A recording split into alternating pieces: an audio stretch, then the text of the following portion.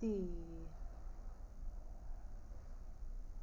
real purpose of um, challenging myself today is to try to so serve the groups who are listening in delivering um, information to their sites so that they can um, best serve the people. And today I'm badgering myself internally because it's so important to show um, not just our personality but our capabilities. And today I have something called COVID, and that means don't go in too drastically yourself casual because it's not what the public would see, but maybe a brand or something. And today I have to deliver um, some stuff to industrial groups who need to understand the economical levels of passage because the ebb and flow of economics and the drastic devastation of a collapse isn't what we need. We need the pathway out.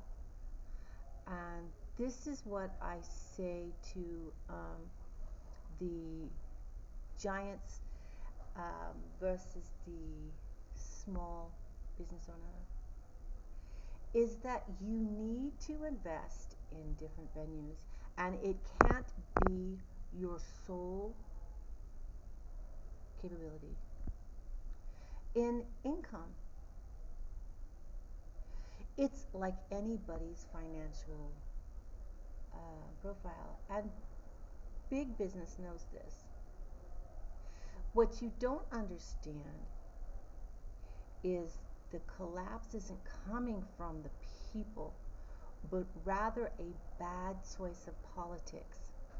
And what happened was, after Reaganomics, people started utilizing the corporate 500s to back the dollar because of NAFTA. And I'm like, uh-oh. That's like putting up, honestly, it's such a bad habit to get into because that means you've depleted your resources in your lands, and I won't give you mine because it's called bad management of resources.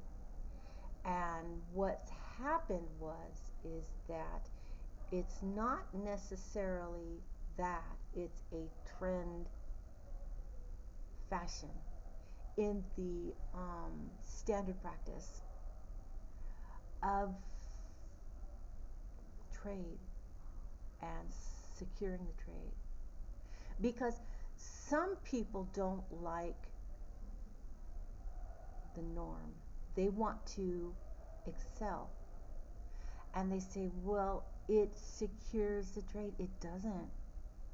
What it's like putting up the car as collateral, the new car you're purchasing as collateral for the loan. And it is, but it isn't. Because the loan doesn't get paid back, you got to come in with something else because of the depreciation.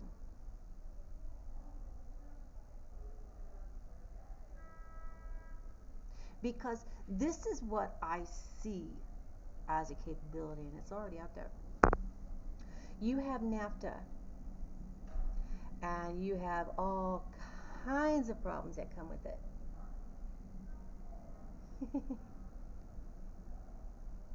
You do. Because it only takes 1 or 2 or 10 or 50 countries to say, okay, thank you, it's mine now. And you've lost your headquarters, right? You do. And that means your dollar isn't backed, but rather it's owned by headquarters in Argentina. So this is what I suggest you do in stabilizing the dollar, because you're not up against the yen anymore, you're up against the brick. The brick. Hello. I'm Ricky, right? I am. And don't ask me to talk to you about the correlation, because there might be. This is what, so if there is, I'm gonna help you out of it. So here we go. Let's do it again. Okay, it worked. You take your homesteading. Perfect. You have all of these houses from the 2007 crash that were left on the market, and you bailed them out, so the lending company's happy, and the people have filed bankruptcy, and they didn't have to pay back the loan. So who owns it? Who owns the house? The lender does, right? They shouldn't. It should go to the government, because why does the lender get double dipping rights?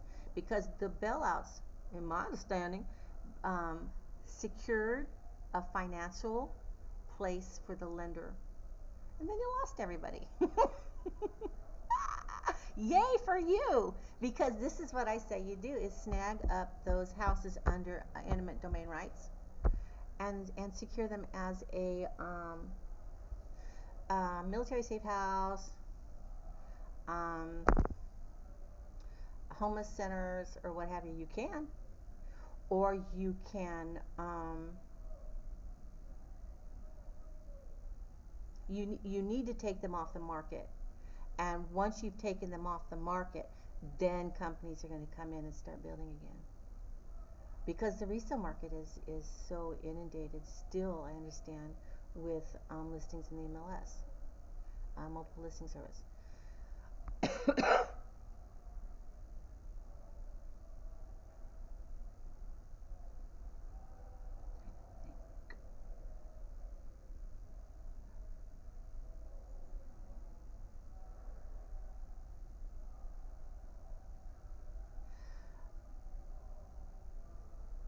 Creating a stable environment for your people instantly or overnight means a higher capability, and that's bankable, and that's going to make sure that your headquarters doesn't want to leave, because it's not the headquarters you have to worry about, you have to worry about the satellite offices.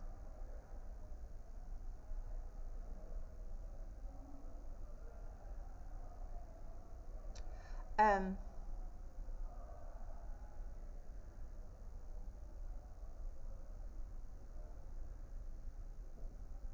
I'm so trying to think about a industry that can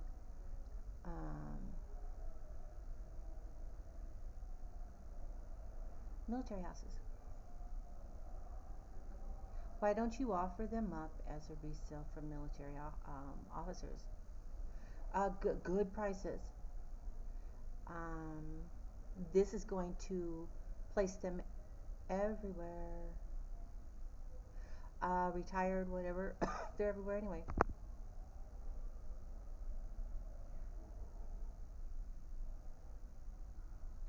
It could turn $1 for the Vets Association, or the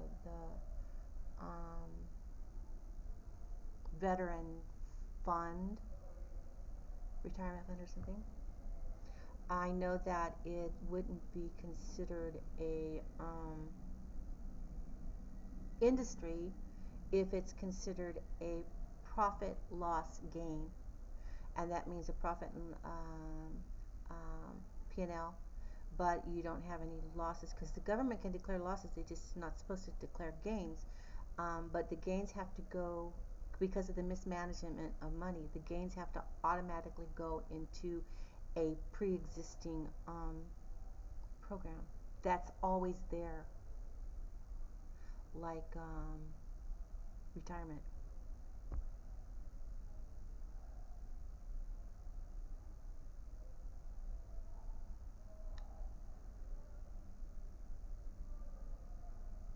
Or the state can be overseen in their homeless efforts. I'm concerned about entitlement losses because I see people like, I'm not going to name a name, but I'm not, but someone coming in who has already been reported on the news as having an issue with extortion or fraud. And I'm thinking, why is this person with that level of education in a homeless shelter? There I am also, and they're not politically charged.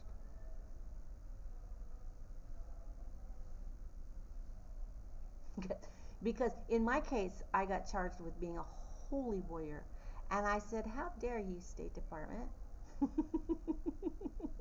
How dare you call me holy and then convict me of it? Because if I'm holy, then I am exactly who I say I am. But how dare you, oh false God, to declare me holy and then, bam, convict me of it. It got them in so much trouble. Sorry. It's long since overblown as an as. It's just it's low level courts running amok.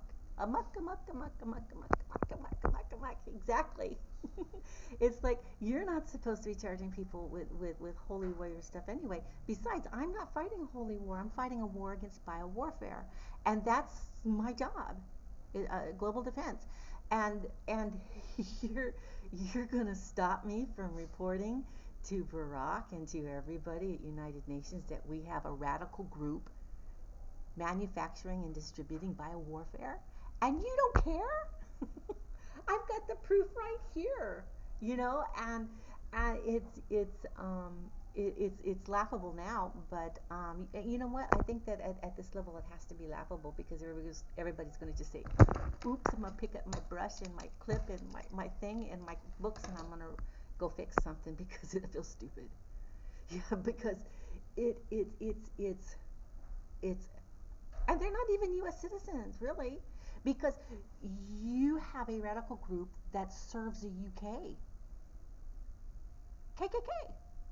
And not only that, but you have a radical group that, yes, they're citizens, but their pledge and their trade is to benefit another country. That's treason. Unless, unless I'm stupid, call me stupid, please. Because that's the one thing people don't ever dare do is call me stupid, because um, they'd be wrong. So what do? You send in the military. I submitted it to CDC. I said, you better get your asses in there and go take some core samples of them fields, because they're producing food, and I know that they've chased people down with equipment, and I know that OSHA doesn't get called because they're undocumented people. And I know that it's a heinous Friday night afternoon beer brawl wonderland for the weird. And I know that it's because they don't want to pay their people, or the migrant worker. And Trump knew what was going on, and that's why he wanted them out. And it wasn't to be mean. I stood by him on this. It is, but it isn't. It's a front. He cares. And he cares about foreign relations, and he so wanted them out. And I said, okay, I'm getting them out of there for you because I know what's going on. And I used everything for the record. I said, here's some pictures from this murder, and here's some pictures from over here of this murder, and here's some missing people, and this is what happened around me in my territory. and there's some pictures right there, and here's some OSHA pictures, and here's some Interpol pictures, and here's some conversations. Bam, nailed. And now we're just what? Well, they're having a good time packing their bags and trying to get the hell out of here. But we got so many agencies on them. We're just running them right now because I left that place a long time ago because it was so horrible. And it doesn't matter how much I care. The more I care about people that oppose what I do for global defense and for U.S. of A, the easier it is for national security to collapse because they need my network. And that's what causes peace, is my network. And my network is my blood. I'm Jewish, Islamic, and I've got every bit of the different protected classes. And that's why I'm interested into uh, taking care of the Native Americans here, because it's so embedded in me that I don't know how not to. I've been this way since I was a kid. I'd be really quiet, and then someone messed around with my friend. I said, "Leave him alone." And I was so quiet and shy that the minute I rose my voice, it was like, "Leave her alone." Exactly. Better not mess with her today. It's funny because they do that. I messed with her today. I better not do anymore. She told me this. I do. I joke. It's Eric. Yes, it is. I don't know what to do. She said, "You have to go sleep sometime." She played baseball. She got bat. That's not good. Leave my friend alone. Yeah, it was. I was raised normal. I've only been taught to fight men because, and I do it well, and it's protected me because I get pissed. I do. And they say, "Whoa." Yeah. And it's an act because it's control, it's despise, it's not hatred. I don't lose my mind. I just, ugh, and I do. And is it often? No. It's in defense of somebody else's life, or I'm sorry, but I don't want to be set on fire anymore. Yeah, I got scars set on fire, beaten. Was it Ted Koppel that caught that? I think it was the day that I got in a fight with one of the guys named Martin. He's not here anymore. He died. Someone killed him. Yeah, they had to because he was really, really bad. And I had just gotten done fighting with David, and it was a big issue because I kicked David's ass. David's a military man.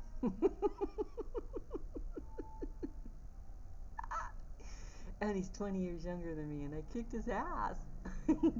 I'm part of a NASA Angel Flight program, and they breed. I'm gonna be straight up and honest with you. You know that there's programs that try to bring in demons. This one tried to bring in angels, and that's what they're supposed to say I am. And they want to study the light power, and so they put all these holy people together, and they come with me. I kinda. And guess what? So they tell me, "Where are you?" And I told them, where are you in the stage of growth? Because I study differently than most people. It's classified. And I say, "Well, I've withstood the burn because I could die." And I withstood the burn, and they say, "Okay, so you're at the ISIS level." And then that was 10 years ago. And I say, "Yeah." And I say, in this last year, I said 4 stations higher than the ISIS level. And they said, "Okay, you're safe, I guess." I have 4 angels, and it's weird. And NASA says, "Okay, release her." And that was 6 or 8 months ago. And my division, Angel Flight of NASA, is linked to the Blue Angels. And guess what? It's also part of something um, that a friend of mine knows about. And I'm not going to say because you're going to figure out who it is. But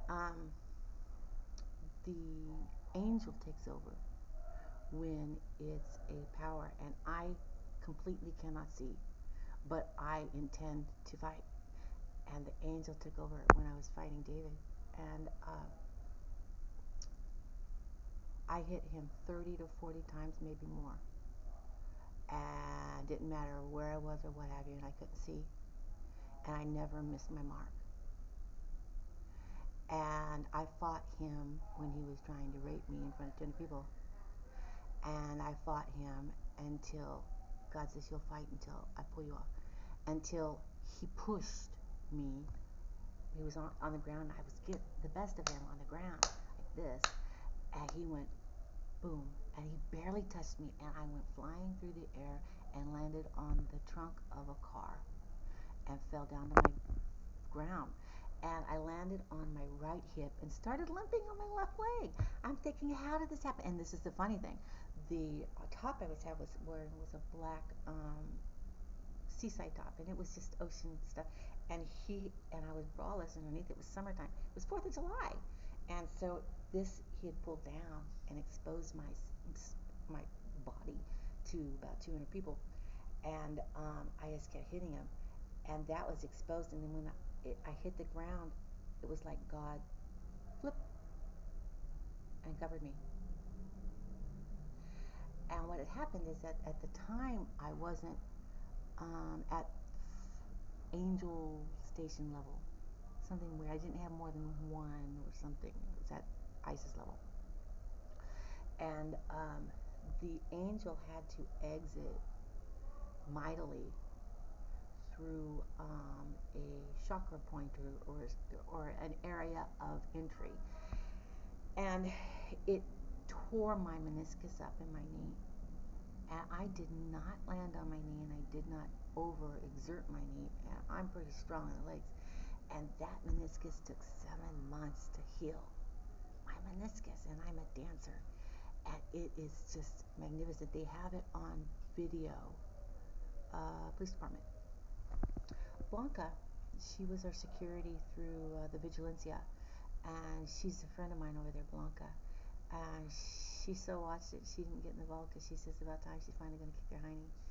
And it worked. And so this other guy wanted retaliation, came at me with a club and a rock.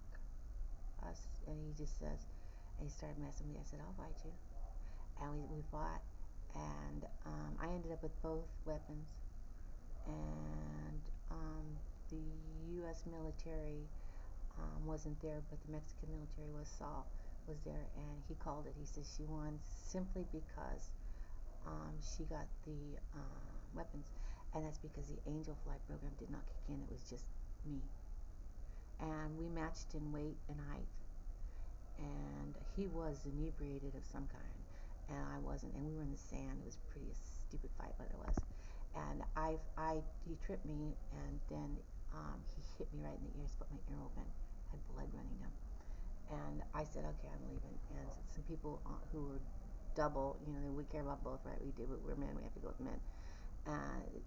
They would warn me, it's a good time to leave. So I took my stuff and went looking for the Jewish temple. And because there was one there, I saw one, and they had closed it 3 months before.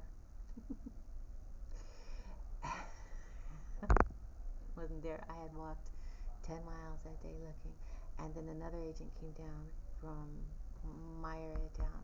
I don't want to cry, do I? I don't want to cry. I haven't seen him in a long time. And he came looking for me. And they don't get to talk. They just have to do things to make me understand that it's time to go over here. And so he turned around and went the other way. I said, okay, to myself, and so I started walking the other way. And I go to Ortega's, which is a restaurant over there that's famous for their cooperation with me and for eliminating the migrant worker Underground Railroad, because it's right there, and it is. It was. And So I went over there and I met this guy, and I knew immediately just from his tech that he was not military but press. And so I talked to him about some things, and he saw that I had little makeup on and blood running down my ear. And we talked about the unfulfillment contracts of hockey players, which happens to be a study of mine because I got into not the NHL, but the WCHL. And I wasn't investigating anything other than the treatment of hockey players. And I found that the problem that I had being a Romanov is the fact who owns the gladiators' offspring, because they're forcing them to seed by way of prostitution. And that's what they do, is they sell the seed, and the babies are gladiators, so it's a gladiator industry. And I'm saying, well, who owns them when the fulfillment of the contract isn't fully ratified between Russia and the U.S. And I had to side with Russia regarding the hockey players, because one, hockey isn't your venue. You're not in Iceland. So I had to properly place that where it needed to be, and we're talking about Russian hockey players. And those children should not be yours. It doesn't matter citizenship. It matters industry and military. And those military children belong with the military, especially when they're gladiators. And that means it has to do with global defense and the rights of the country to utilize the talents from the DNA in the efforts to defend the globe, because they're abused here. And not bad for me, it's autism, and it happens.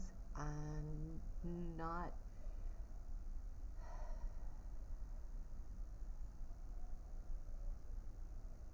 ready for angry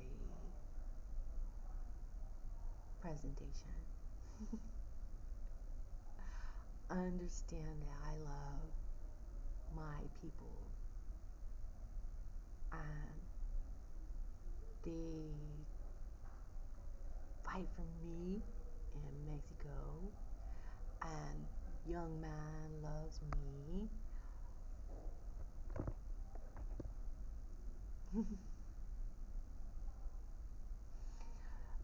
From Russian palace, who I won't mention, cousin, who's 20 years old, visit me at the Rocks with friends, 3 friends, and he's way up on high with training the gladiators, and he's beautiful, and he gets my heart.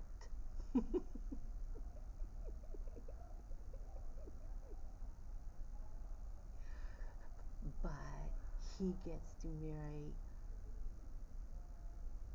Michelle, and they get to have babies, because the military has to love the princess. And I'm a princess over there, and I have my HRH and my clearance codes for 9 years.